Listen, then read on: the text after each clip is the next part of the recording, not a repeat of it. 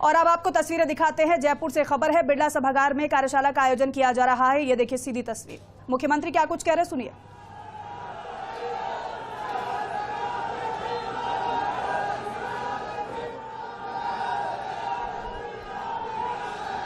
बैठिए बैठिए, आप बैठो, प्लीज प्लीज प्लीज प्लीज, बैठ जाइए बैठ जाइए। हमारे यहाँ उपस्थित हमारे मंत्रिमंडल साथी टीकाराम जूली साहब, किलाड़ी बहरवा जी, रफ़ी खान साहब, अमीन खान जी, मेयर साहिबा, मुनीश गुजर जी, अर्चना शर्मा जी, गंगा बहन जी और हमारे परम आदरणीय श्रीमती अरुणा राय जी, अखिल अरोड़ा जी, निखिल डे जी, उषा शर्मा जी हमारे चीफ सेक्रेटरी साहिबा बैठी हैं, तमाम जनप्रतिनिधिगण, अधिकारीगण, राजीव गांधी युवा मित्रों के दोस्तों, राजीव विभाग के तमाम हमारे साथी और अंकेक्षण काम देख रहे हैं तमाम साथी, जो भी लोग बैठे हुए हैं, ये प्रोग्राम लीक से हटके हैं। और मुझे खुशी है कि आज जो दिन चुना गया डॉक्टर अम्बेडकर साहब के जयंती के अवसर पर, डॉक्टर अम्बेडकर के बारे में आपने सुना है, पढ़ा है, जो समानता की भावना संविधान में जो रखी गई उसके अपने मायने थे। वो जमाना था जब मुल्क आज़ाद हुआ, किस प्रकार से त्याग बलिदान कुर्बानी हुई महात्मा गांधी के सानिध्य में, लंबा इतिहास है। संविधान बना अम्बेडकर साहब के सानिध्य में। संविधान के आधार पर ही आज देश और दुनिया के अंदर इस देश का नाम है, मान है, सम्मान है, क्योंकि लोकतंत्र कायम है। लोकतंत्र कायम है, ये बहुत बड़ी बात है।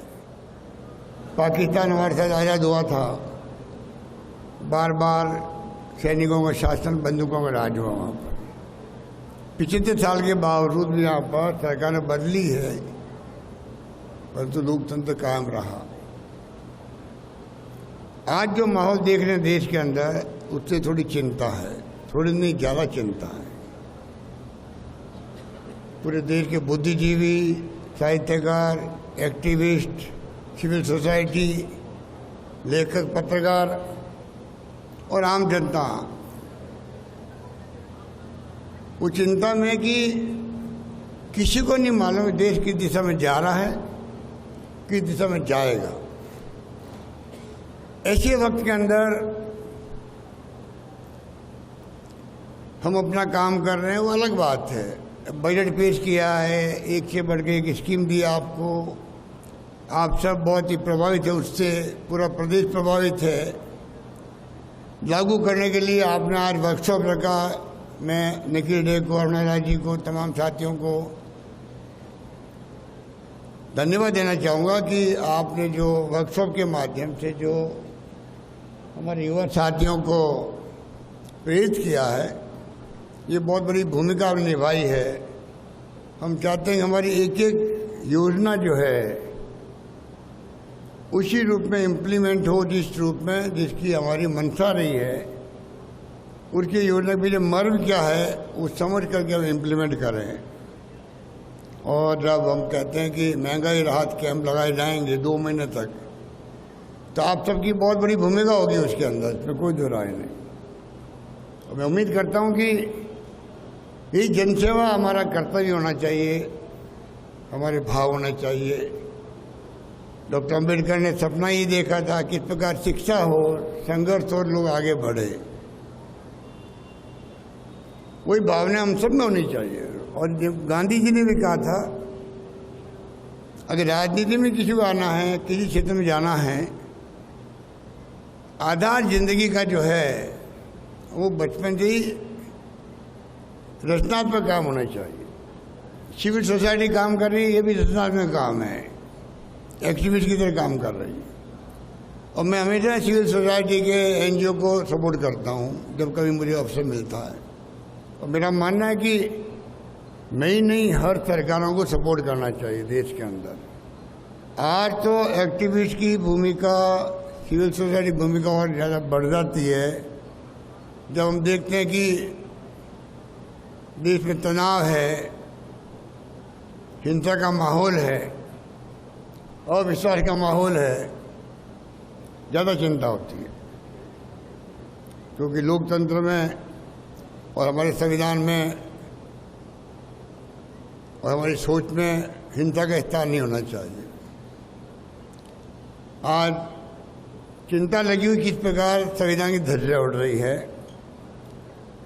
लोकतंत्र खुद खतरे में है ऐसा महसूस होता है। ये चिंता हम सबको होनी चाहिए। राजस्थान में आप निश्चिंत रहें, आपने मुझे एक बार नहीं, 2 बार नहीं, 3 बार मुख्यमंत्री बनाया, इस बात का एहसास मुझे है।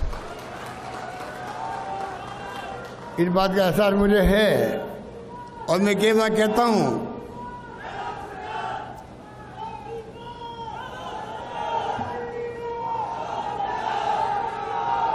अरे शांत रहो, शांत रहो, प्लीज प्लीज प्लीज।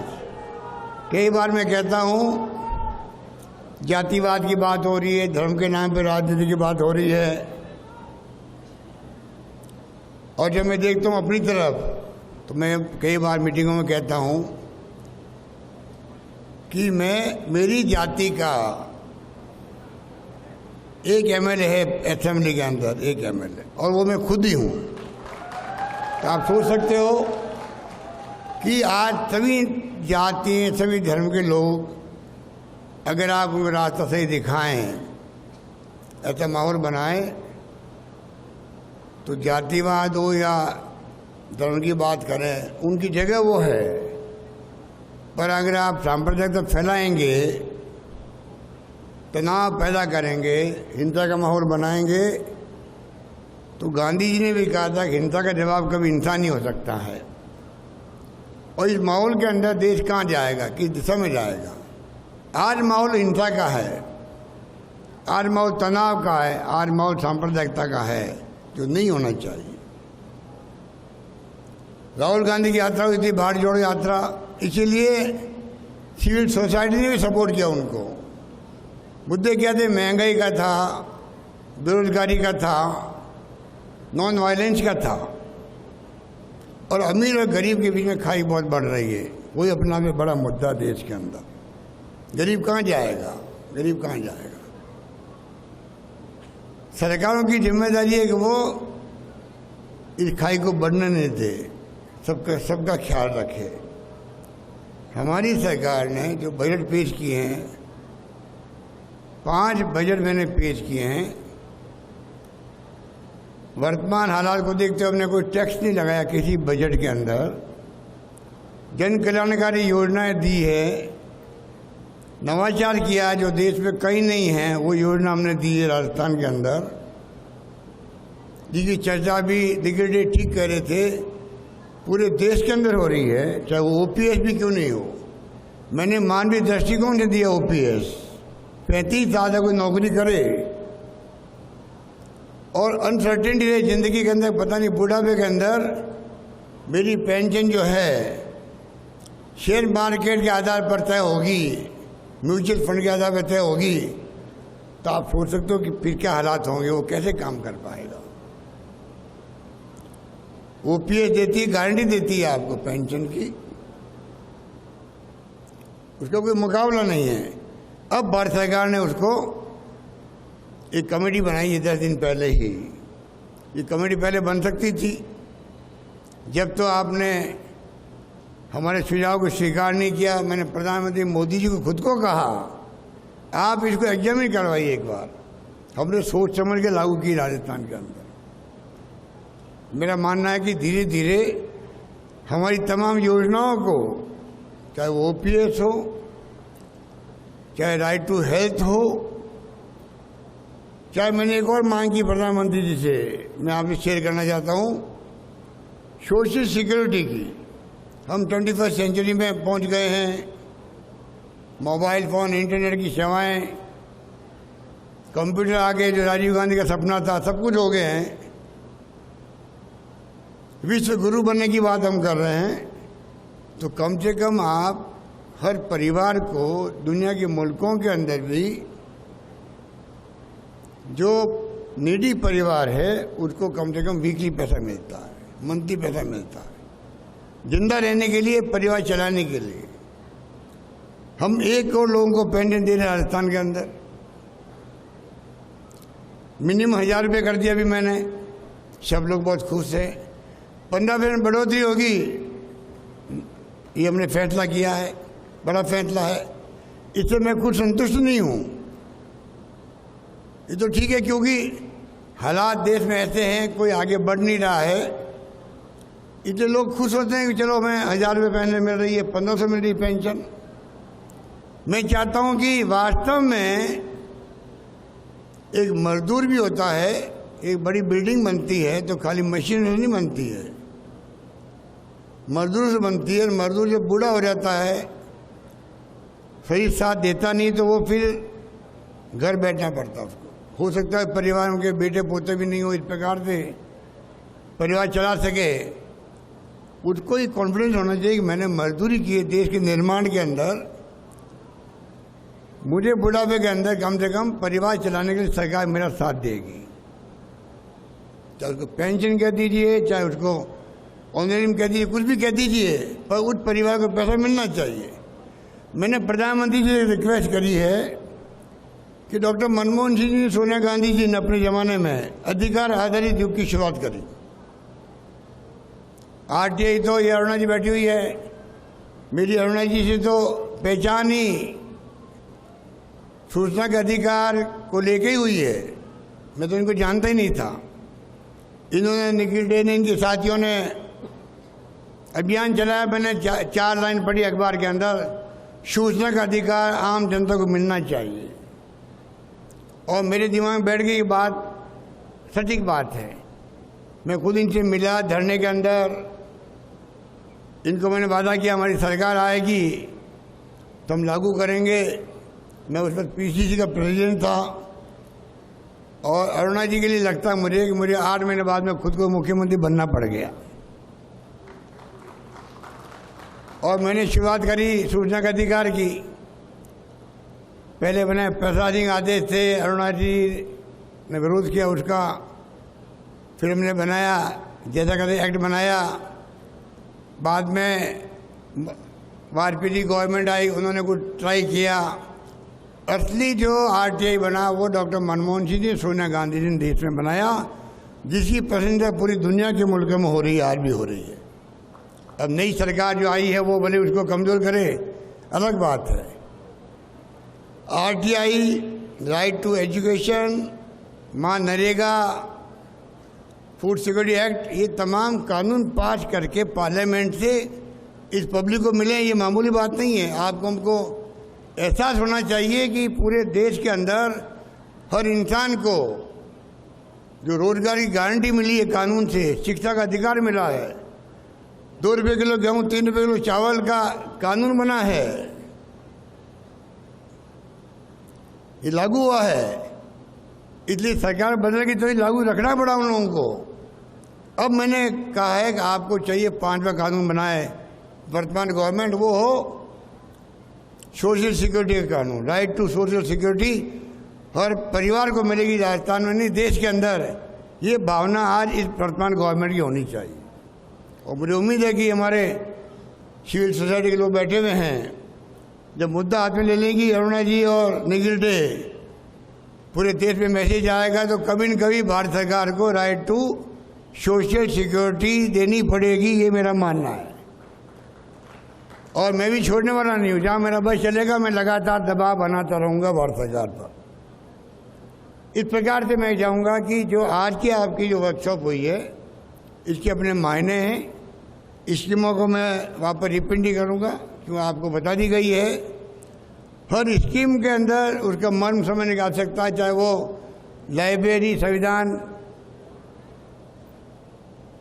केंद्र की बात भी क्यों नहीं हो, क्यों किया जा रहा है समझ सकते हैं आप लोग।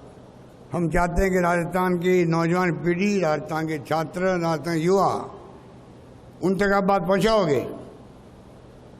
ह्यूमन रिसोर्स हमारा यहाँ का शानदार बने, हमने 500 लोगों को विदेश भेजने का तय किया राजस्थान गवर्नमेंट की तरफ से, पढ़ाने के लिए, आने जाने का खर्चा, रहने का खर्चा, फीस, 2-3 कैटेगरी बनाई है हम लोगों ने, इसलिए कि ये बच्चे जो राजस्थान के आज जाएंगे छात्र, जो इनके साधन उनके पास नहीं है जाने के लिए अमीरों की तरह, वो भी जा पाएंगे। जमाना आएगा कि हमारे राजस्थान के बच्चे जो है अमेरिका इंग्लैंड में पढ़ के आएंगे, दुनिया के मुल्कों में ह्यूमन रिसोर्स के रूप में प्रदेश की, देश की सेवा कर पाएंगे। इस प्रकार से आने वाली पीढ़ी के लिए राजस्थान सरकार चिंता कर रही है। मैंने अभी कहा मिशन 2030 राजस्थान नंबर 1 बनना चाहिए। मैंने क्यों कहा? इसलिए कहा राजस्थान वो नहीं रहा पहले वाला।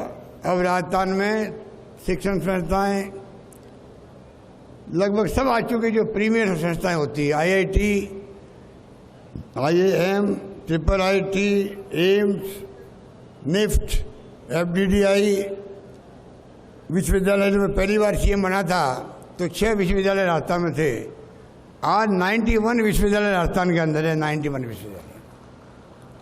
पिछले साल में कॉलेजेस 250 खुली राजस्थान के अंदर। मैंने अभी 5 साल के अंदर 303 कॉलेज खोले, 303 कॉलेज खोल दिए। उसमें 130 कॉलेज तो गर्ल्स की है, और ये कह दिया जहाँ 500 लड़कियाँ होगी वहाँ पर कॉलेज खोल दिया जाएगा। शिक्षा में हमारा नेटवर्क शानदार बन गया। सारी पंचायतों में हमने सीनियर सेकेंडरी स्कूल खोल दी, इंग्लिश स्कूल खोले, अंग्रेजी स्कूल खोले। गांव के अंदर लॉटरी खोलनी पड़ रही है, इतना क्रेज है लोगों के अंदर। मुझे खुशी की बात की है, जमाना बदल गया है। मैं बचपन में खिलाफ था अंग्रेजी के अंदर, क्या काम आएगी अंग्रेजी हमारे। आज जमाना बदल गया है, IT का जमाना है, अंग्रेजी अंतर्राष्ट्रीय भाषा है, और उसके लिए जरूरी है कि हम अपने बच्चों को अभी से ही अवसर दें। फीस ज़्यादा है प्राइवेट स्कूल के, 50,000, 1 लाख कहाँ से लाएगा वो। हमारी सोच बहुत दूरदृष्टि के साथ में हमने तय किए हैं सारे फैसले। लागू करवाना अपना आप में बड़ा चैलेंज होता है। एक उदाहरण मैं आपको देना चाहूँगा जिससे आप समझ जाएंगे सब क्यों किया जा रहा है। 25 साल पहले मैं जब मुख्यमंत्री बना तो मैंने एक स्कीम लागू करी, मुख्यमंत्री BPL जीवन रक्षा कोष स्वास्थ्य के लिए। उसके माने थे, कोई लिमिट नहीं थी। बीमार होगा उस पर खाली BPL लिए मैंने किया, अब तो पूरी पब्लिक के लिए कर दिया है, चाहे अमीर हो या गरीब हो, कोई भी हो। उसके अंदर कोई लिमिट नहीं थी, 5 लाख हो, 2 लाख हो, 10 लाख हो, 20 लाख हो, इलाज पूरा सरकार करवाएगी। सिर्फ BPL की संख्या उससे बहुत ज़्यादा थी। आपको आश्चर्य और दुख होगा, 4 साल तक हम बोलते गए स्कीम के बारे में, पता नहीं लोगों को विश्वास नहीं हुआ या क्या हुआ, उस गरीब तक बात पहुंची नहीं। मैं चाहे 100 करोड़ रुपये खर्च करने तैयार था, तो मुझे लगता है 15-20 करोड़ मुश्किल से खर्च हुए होंगे। चुनाव आते आते मैंने पूछना शुरू किया, भाई बताओ आप लोग बैठे हो, कितने लोगों को मालूम है इस स्कीम के बारे में। फिर मैं हाथ खड़े करवाता, फिर हाथ में गिनता वहाँ पर, तो कहीं 50, कहीं 60, कहीं 80, कहीं 100 हाथ खड़े होते। तो मैंने कहा अगर आप 2-4 हज़ार लोग बैठे हो यहाँ पर, सबको मालूम होता है स्कीम के बारे में 4 साल पहले से ही, आप कितने गरीबों को भला कर सकते थे। वो मेरा अनुभव, कटु अनुभव है। इसलिए आज सबसे बड़ा काम जो हमने बजट पास करने के पहले ही उषा शर्मा जी कह के हमने सारी सेक्रेटरी को बुला लिया, पहले ही घोषणाएं जो ABC करवा लिया कैटेगरी, उसकी हम लोगों ने पूरी मीटिंग कर ली, अधिकारियों को जिम्मेदारी दे दी गई। बाद में बजट पास हुआ है, अब जल्दी हम मीटिंग करने वाले वापस उसकी रिव्यू मीटिंग। बस साथ में जो ये महंगाई वाला मामला है, ये स्कीमें इम्प्लीमेंट हो, गांव तक, गरीब तक पहुंचे, उसकी जिम्मेदारी आपको देना मैं समझता हूँ कि बहुत महत्वपूर्ण निर्णय है। उसमें सिविल सोसाइटी कोई चिंता करती समाज की, इसलिए वो आगे आती, बार बार भागीदारी निभाती। इसलिए मैं उनको अपनी ओर से, आप सबकी ओर से बहुत बहुत धन्यवाद देना चाहूँगा, अरुणा जी को, निखिल डे को भी। और कहना चाहूँगा निश्चिंत रहें, हम सब मिलकर के बजट पेश नहीं किया है। हमारे विपक्ष के साथी कहते हैं पैसा कहाँ से आएगा, मैंने कहा पैसा जादू से आएगा। आ रहा है, कहीं से तो आ रहा होगा। अगर मैं एमएलए को कहूँ, ये हमारे एमएलए साहबान बैठे हैं, तो मांगते मांगते थक जाओगे, मैं देते देते नहीं थकूंगा। काय नहीं है, निभाया भी है। तो मुझे नहीं मानता कि ये जिला मांग लेंगे, 19 जिले खोल दिए मैंने इनकी मांग पर। तो आप सोच सकते हो, जो मांगा मैंने पूरा किया है। बोलो भाई, बताइए। मांगे खत्म हो गई आपकी। तो कहने का मतलब ये है, हमने सोच समझ के स्कीम बनाई है। इन्वेस्टमेंट कितना होगा कि स्कीम में, वो सब तय किया है, एलोकेशन किया है। पिछली बार भी 90% है, वो हम आगे बढ़ गए थे इम्प्लीमेंट करने में बजट को। विपक्ष के बार कोई बोलने की जवाब नहीं था। इस बार भी वो कह रहे हैं पैसा कहाँ से आएगा, पैसा भी आएगा, इम्प्लीमेंट भी होगी, और उसमें आपका मुझे सहयोग चाहिए। मैं आपसे विनम्र निवेदन करूंगा, नौजवान साथियों से, तमाम साथियों से, आप सब मिलकर के, जो राजीव गांधी मित्र हो, चाहे राजीव गांधी लोग हों, सब लोग मिलकर के अपना कर्तव्य समझे इस बात को। इसमें कोई राजनीति की बात नहीं है। राजनीति अपनी जगह चलती जाएगी, अलग अलग पार्टी होती है, कोई दुश्मनी हमारी नहीं आपस के अंदर, ना होनी चाहिए। लड़ाई विचारधारा की है, वो बात अलग है।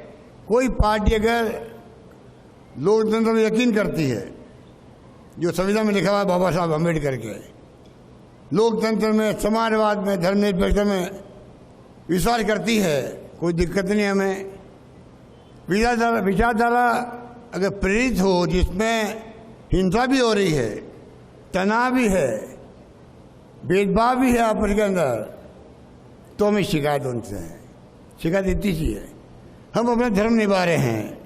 शानदार बजट, शानदार योजनाएं, महंगाई को देखते हुए स्पेशल प्रोग्राम, नौकरी दे रहे हैं हम लोग। 1.25 लाख नौकरी लग चुकी है, 1.25 लाख 1.5 लाख की प्रक्रिया चल रही है, कि इंटरव्यू हो रहे हैं, कि एग्जाम हो रहे हैं। 1 लाख की मैंने और घोषणा कर रखी है। कोई कमी नहीं रह रहे हम लोग नौकरी देने के अंदर भी, देश के अंदर।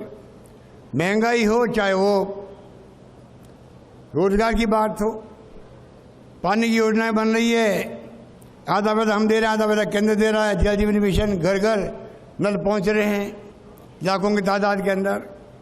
बिजली का उत्पादन हो रहा है, नंबर 1 है हम लोग सोलर के अंदर, आगे बढ़ रहे हैं। सड़कें शानदार बन रही राजस्थान के अंदर, राजस्थान बहुत आगे बढ़ चुका है अन्य राज्यों से सड़कों के मामले के अंदर भी। और सोशल सिक्योरिटी में हम विशेष ध्यान दे रहे हैं। आने वाले वक्त में स्कीमें बनी है, इम्प्लीमेंट होगी, उसमें आप सबको मैं आह्वान करूंगा। आपको बुलाने का मकसद यही था। वर्कशॉप हुआ है, आपके टिप के अंदर होना चाहिए हर स्कीम का नाम। स्कीम बहुत ज़्यादा है, हर स्कीम का अपना महत्व है। मैं आपको आह्वान करूंगा, जो आपको काम दिया गया है, गाँव के अंदर भी, शहरों के अंदर भी, घर घर में जाएं, गरीब को आप देखें, उनका भला कैसे हो, आपको खुशी होगी एक गरीब की मदद करके। मैं खुद जो यहाँ तक आया हूँ, एक सोशल वर्कर के रूप में मैंने अपना जीवन शुरू किया था। ये बात बता के मैं अपनी बात समाप्त करना चाहूँगा। मैं गांधी पीस फाउंडेशन का वर्कर था, सिंपल। हम लोग शराब को लेके, आज तो शराब मेरे राज्य में भी चल रही है, शराबबंदी नहीं कर पा रहे हम लोग मजबूरी के अंदर। शराबबंदी को लेके पिकेटिंग हम लोग करते थे, अस्पतालों में जाते थे, कई मरीज गांव से आते थे, उनके साथ में अटेंडेंट नहीं होते थे, काफ़ी दिन लग जाते थे, भर्ती रहते थे वो। हम पोस्ट कार्ड ले जाते थे, लिखते थे उनके लिए, उन घर वालों को चिट्ठी लिखते थे कि आपका मरीज जो है आपका ये ठीक हो रहा है, डॉक्टर ने ये सलाह दी है, पूरी बात लिख के पोस्ट कार्ड भेजते थे गांव में, वो खुश हो जाता था। बांग्लादेश का युद्ध हुआ इंदिरा गांधी के ज़माने के अंदर, पाकिस्तान के 2 टुकड़े कर दिए इंदिरा गांधी ने। 1 करोड़ शरणार्थी आ गए थे हमारी सीमा पर बंगाल के अंदर। मैं खुद वहाँ पे गया, शरणार्थी शिविरों में काम किए लंबे समय तक, और वो काम ऐसे थे जिससे आपको लगता है मैं एक सोशल वर्कर भी हूँ। ज़िंदगी में अगर आप सेवा का काम कर लें बचपन के अंदर ही, छात्र जीवन में, युवा अवस्था में, चाहे आप किसी फील्ड में जाएंगे, उद्योगपति बने, व्यापारी बने, नौकरी करें, राजनीति में आए, पर सोशल वर्क आपके साथ हमेशा चलता है। आपके भाव वैसे बन जाते हैं। जैसे सिविल सोसाइटी वालों का कमिटमेंट क्या है समाज के साथ में, इनको क्या मिलता है, वही भाव आप सबके होने चाहिए। वो भाव होंगे तो हमारी स्कीमें पूरी तरह इम्प्लीमेंट होगी। यही बात कहते मैं अपनी बात समाप्त करता हूँ। धन्यवाद। जय हिंद। धन्यवाद। और चलिए अब आपको सीधे तस्वीरें दिखाते हैं। मुख्यमंत्री अशोक गहलोत प्रदर्शनी का अवलोकन कर रहे हैं। ये देखिए तस्वीरें आपके सामने। इससे पहले मुख्यमंत्री का संबोधन भी हुआ। दरअसल बिरला सभागार में भव्य प्रदर्शनी लगाई गई है जिसका मुख्यमंत्री अवलोकन कर रहे हैं। बिरला सभागार में इस कार्यक्रम का आयोजन, और इस कार्यक्रम में मुख्यमंत्री अशोक गहलोत शामिल हैं और यहां जो भव्य प्रदर्शनी लगाई गई है उसके बारे में जानकारी भी मुख्यमंत्री ले रहे हैं। उनका अवलोकन मुख्यमंत्री अशोक गहलोत कर रहे हैं और जिन्होंने इस प्रदर्शनी में अपनी स्टॉल्स लगाई हैं उनसे बातचीत भी मुख्यमंत्री कर रहे हैं, उनको बताया जा रहा है। और ये सीधी तस्वीर आपके सामने बिरला सभागार से।